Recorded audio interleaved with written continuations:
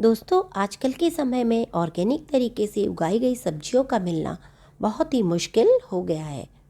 आमतौर पर बाज़ार में मिलने वाली सभी सब्जियों को उगाने में रासायनिक कीटनाशकों का बहुत ज़्यादा इस्तेमाल होने लगा है, जिसका हमारी सेहत पर बहुत ज़्यादा बुरा असर पड़ता है। लेकिन दोस्तों, शहरों में मजबूरन हमें बाज़ार की सब्जियों से ही काम चलाना पड़ता है।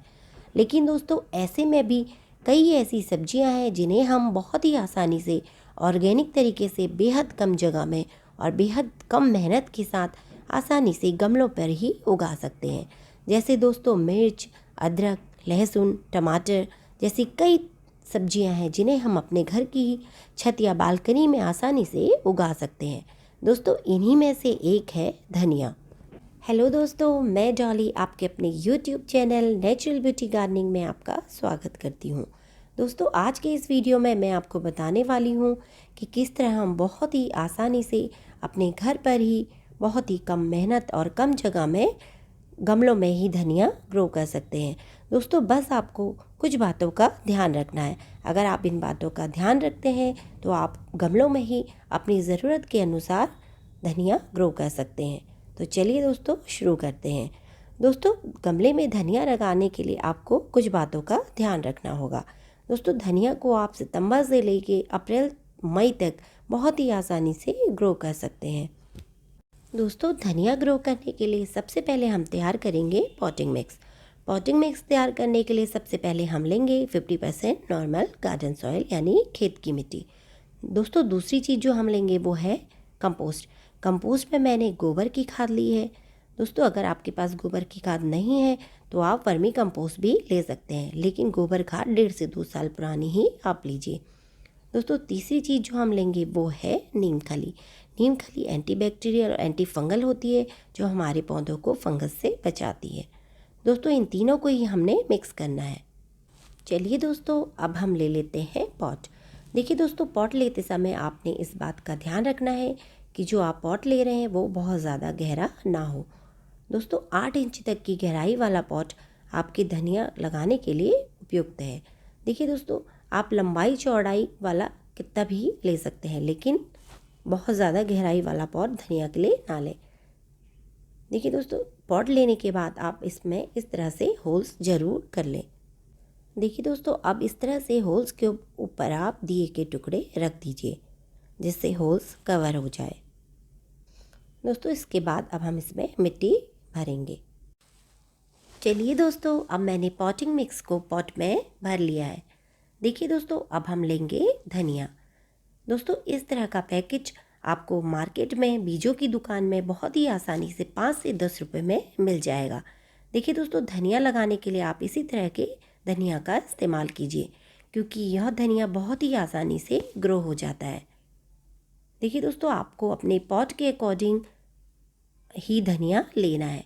बहुत ज़्यादा धनिया आपने नहीं लेना है, नहीं तो धनिया बहुत ज़्यादा घना हो जाएगा। और दोस्तों, आपको साबुत इसको नहीं बोना है, बल्कि इसको 2 पार्ट्स में डिवाइड करना है। दोस्तों, डिवाइड करने के लिए आप इस तरह की किसी भी बेलन का इस्तेमाल कर लीजिए। दोस्तों, इसको 2 टुकड़ों में ही तोड़ना है।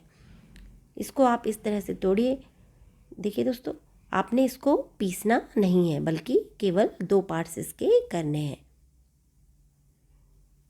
देखिए दोस्तों, पूरे धनिया को आपने 2 पार्ट में डिवाइड कर लेना है और अभी इसको हमें इकट्ठा कर लेना है।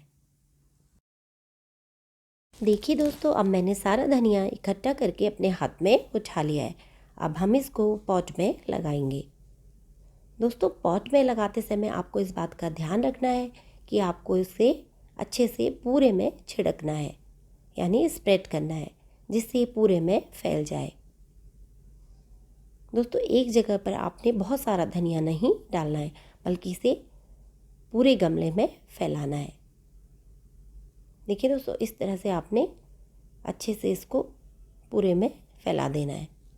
तो चलिए दोस्तों, अब मैंने इसमें सारा धनिया छिड़क दिया है। अब मैं इसमें डालूंगी ऊपर से हल्की सी मिट्टी की परत।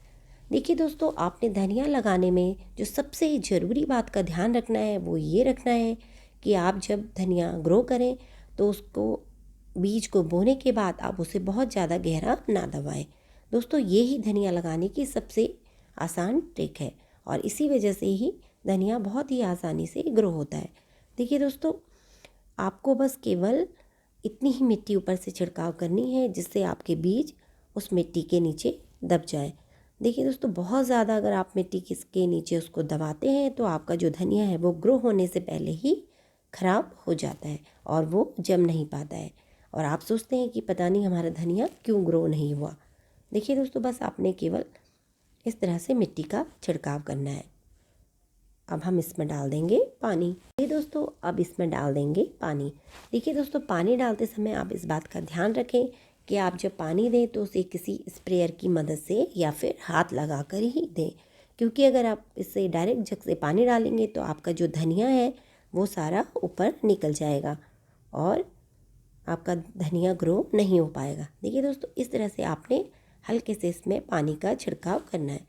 दोस्तों, बहुत ज़्यादा पानी आपने इसमें नहीं डालना है, केवल इतना ही पानी डालना है जितने तक बीज गीले हो जाएं। देखिए दोस्तों, इस तरह से बस आप पानी डाल के इसको छोड़ दीजिए। दोस्तों, गर्मियों की अपेक्षा विंटर्स में धनिया ग्रो करने में, धनिया को ग्रो होने में थोड़ा ज़्यादा टाइम लगता है। लगभग 7 से 12 दिन के अंदर आपका जो धनिया है वो ग्रो होता है।